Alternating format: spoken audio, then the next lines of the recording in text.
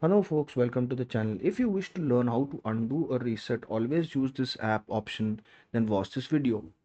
Now what is the always use this app option?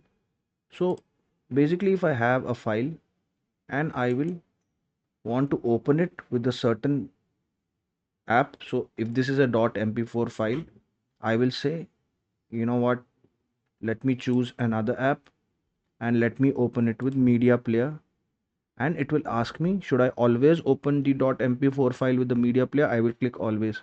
But then your preferences change and you want to open it with VLC media player. So how do you do that? You right click on settings, start, you go to settings, and then you click on apps, click on default apps, and then you want to open mp4 uh, files.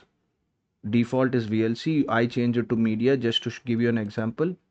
So I will then select from, if it is media, I will select VLC media player and I will click on set as default, and then it will open .mp4 files as default. I can do that for each and every app here, each and every file. But if I don't want to do that, then what I can do is I can go to apps and I can click on reset default. So I'll click on apps, go to default apps, and then scroll right down, and I can here reset default apps. I can just reset it, and that should do the trick. If this video helped you, then please subscribe to the channel. Enjoy your day.